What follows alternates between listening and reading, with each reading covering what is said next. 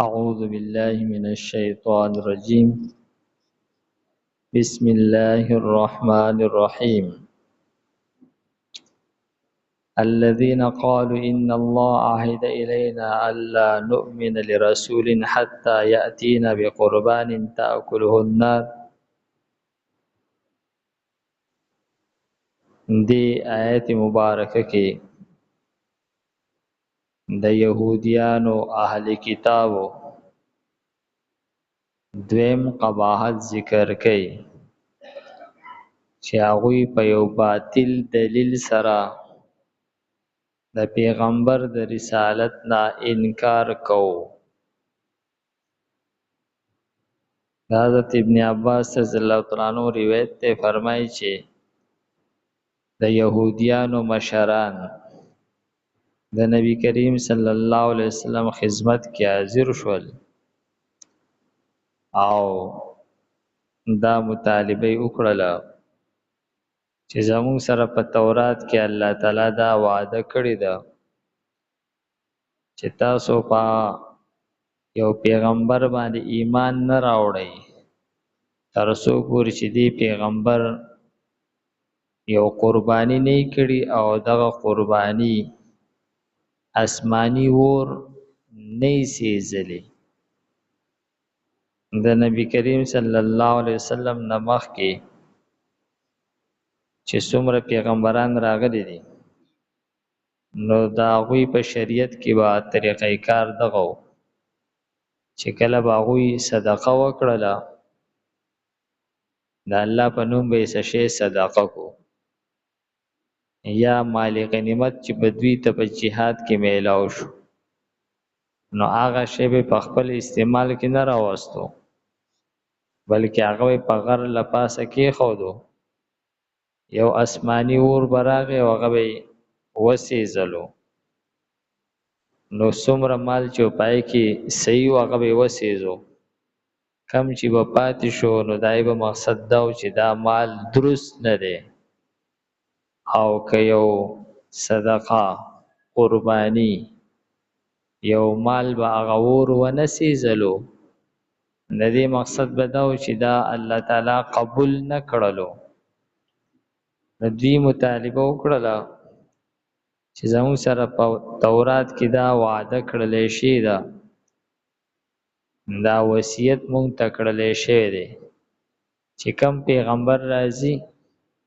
نو تاسو داغه نه د قربانۍ مطالبه کوئ چې هغه قرباني پیش کی دغه قرباني ور سیزی او کنه سیزی. نو بعض مفسرین وایي چې دا خبره په تورات کې نه و. بعض مفسرین وایي چې دا خبره شته ده خو دې باره کې دا فرمایلو چې الا المسیح و احمد دا مطالبه تاسو د پیغمبرانو نه کوي البته د عیسی علی السلام او د احمد صلی الله علیه وسلم نه به دا مطالبه نه کوي. او فرمایي چې دی آیت مبارکه کې داغي یهودو دغه مطالبه جواب ورکړي. فرمایي الذين هغه کسان قالو چې وی دوی ان الله یقینا الله تعالی چې ده عهد الینا زمون نه عهد اغسته ده وصیت کړی دی الله تعالی مونږ ته الله نؤمنا چې هرگز به مونږ ایمان نه راوړو لرسولن په یو رسول باندې حتی تر دې پورې یاتینا بقربان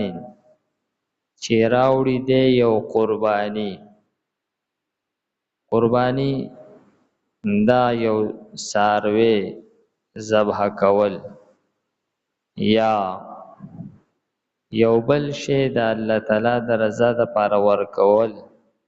چې پای سره د الله تعالی قرب نزدېکت حاصلېږي. دا قربانی د قرب نه ده نزدېکت. نو فرمایي چې زمونږ نه الله تعالی وعده اخیستې ده یا الله تعالی موږ ته وصیت کړی دی چې تاسو به ایمان نه راوړئ په یو رسول باندې تر څو پورې چې را نه وړي دی بې قربانین یو قرباني تأکله النار چې اخري دغه قربانۍ لره اور د تأکله نه مراد یعنی تحرقه وسوځي دی لره قلت ورته ووایه قد جاءکم رسل من قبلی تاسو چې دا کومه خبره کوئ چیرې مونږ ته دا خبره کړلې شوې ده نو زمانه مخکې خو تاسو ته ډېر زیات پیغمبران راغلي دي او هغوی ډېرې معجزې پیش کړي دي او دا تاسو چې کومه معجزه وایي دا یې هم پیش کړې ده د ایمان راوړل خو لرې خبره ده تاسو وجلي دي نو څنګه ستاسو دا خبره دروش شوله یعنې تاسو ته زمانه مخکې پیغمبران راغلي دي هغوی ډېر معجزات پیش کړي دي او تاسو چې کوم دا خاص معجزه یادوئ دا یې هم پیش کړې ده او تاسو د ایمان راوړلو په ځای باندې هغه وجلي دي فرمایي قلت ورته ووایه قد یقینا جاءکم راغلی دي تاسو ته رسل پیغمبران من قبل مخکې زمانه بالبینات واضح معجزو سره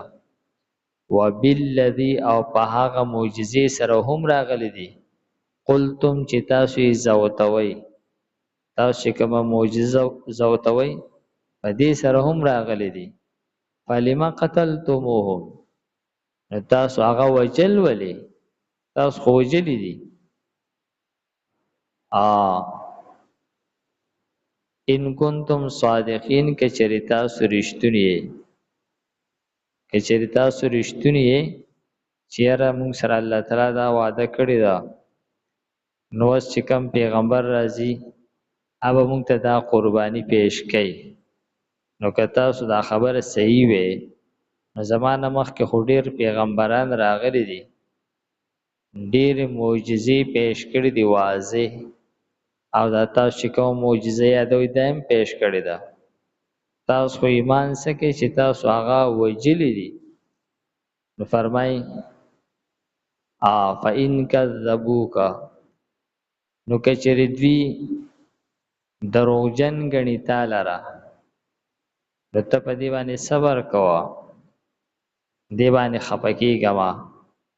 دې آیت کې نبی کریم صلی الله علیه وسلم ته تسلی ورکوي عام طور په داسې موقع باندې د نبی علیه السلام په اړه کې دا خواهش راغی چېرې که د دوی دا مطالبه پوره کړلی شي نو څه بده خو به نه نو الله تعالی ته پته وه چې دا دوی 20 پیرې مطالبې کړي دي او 20 پیرې هغه پوره شوي دي او 20 ځله بیا دوی انکار کړی دی او هر کله چې پیغمبر معجزه پیش کی او د هغې انکار وشي نو د هغې د وجې نه یا عذاب راځي یا احکاماتو کې سختی راځي د بني اسرائیل لپاره چې کوم احکامات و ډېر سخت احکاماتو د هغې وجه دغه وه چې دوی به بار بار معجزو مطالبه کوله او بیا به یې د هغې انکار کولو نو فرمایي چې الله تعالی فرمایي چې لکه دوی ته دا معجزه پیش کړلی شي نو داسې نه ده چې دوی به ایمان راوړي دوی خدا پیغمبر داسې پیژني لکه سړی چې خپل بچی پیژني دا د دې نه پاتې نه ده دا محض تنګول دي او محض استهزا کول دي او استهزا کوونکې تنګونکې هغه له مقاړو ورکول پکار نه دي فرمایي چې دوی که چېرې تا د دروغو نسبت کوي نو ته په دې باندې مه خفه کېږه فقد کذب رسل من قبلک یقینا دروغجن ګڼلی شي دي ډېر زیات پیغمبران ستانه مخکې جاءو چې دغه پیغمبران راغلیو بالبینات فواضح معجزو سره والزبر او په وړو کتابونو سره والکتاب المنیر او په روښانه کتابونو سره پیغمبران راغلي په معجزو سره په صحیفو سره او په روښانه کتابونو سره هغه دوی دروغجن کړي دي نو کدوی تا ته د دروغ نسبت کې نو په دې خپکیږه ما دا د نبی کریم صلی الله علیه وسلم د پاره تسلی ده